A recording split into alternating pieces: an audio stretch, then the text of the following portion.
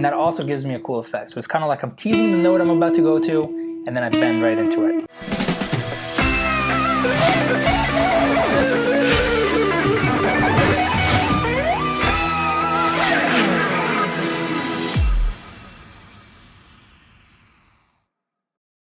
All right, lick number 1 goes like this.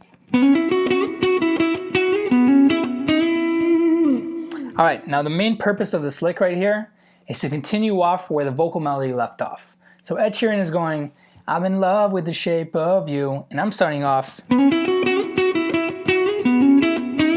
you can clearly hear how right from the get-go, right from the start, I'm continuing that same theme of the melody, and then embellishing it into my own couple licks and then resolving it. Okay? Now it's very important that you guys do that when you're writing pop solos, rock solos, or any type of solos that come right after a vocal melody, because it adds repetition and just adds a sense of continuity, and it makes the whole thing kind of fit together a lot tighter and staying in that same theme of the song, instead of just kind of random shredding right off the get-go, even though that could sound cool in certain spots as well. All right? So let's see what I'm doing here. We're in the key of C sharp minor, so I was going to start on the 9th fret of the E string. I'm going to be using a lot of pentatonic type stuff with a few notes from different scales as well. So let's go over a pentatonic real quick. And back. And that's going to be our first shape. If you don't know all your 5 shapes, make sure you guys review that before watching the rest of these videos, because it's really going to help a lot. So we have the first shape, second shape, third shape, and I think we're also going to be using the 5th shape as well in some of the licks. So I'll start off by hammering on from the D string, from the 9th fret to the 11th fret with my 1st and 3rd finger. From here I'm going to continue up to the G string, and then I'm going to slide into the 13th fret of the G. Okay, now I do all this with my 1st and 3rd finger. With the picking hand, what I'm doing here is hammer on, so that's a down, and then an up, and 2 downs in a row. So it's not strict alternate picking.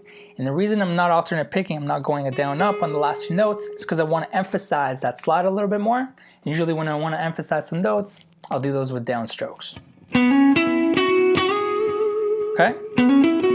Now it's very important that after I slide into that note, I cut that note short before I continue off the rest of the lick.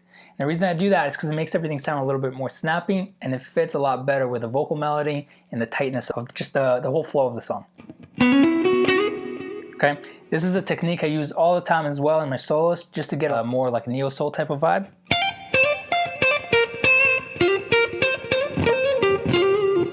Just cutting all the notes in half, making them a lot shorter, nice, tight, and snappy. Okay, so let's continue. So from there, I continue back into my first pentatonic shape. Over there is just a quick hammer on. And then I end the whole thing off with a bend on the 8th fret on the G string. Okay, which is going to bring me into the 5th shape of the pentatonic scale, which we're going to talk about in lick number 2. Okay, now right before I do this bend, I hit the E on the G, and then I'm going to bend my 8th fret into that exact same note. And this is something I do all the time. I do this in different ways. Most of the time is when I hit a note, and then I'll slide into that same note on a different string, so I can get a very cool effect. But some other times I'll hit a note and then I'll bend to the exact same note, usually from a fret or 2 before it, and that also gives me a cool effect. So it's kind of like I'm teasing the note I'm about to go to, and then I bend right into it. I'll give you some examples of that.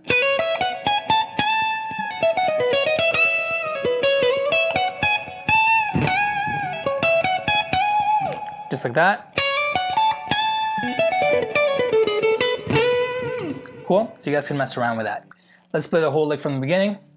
Now we don't come in right on the 1. There's a 16th note rest at the beginning, and then the lick comes in. So it's 1, 2, 3, 4, rest. Oops, 1, 2, 3, 4, rest. Make sure when you bend with your 3rd finger.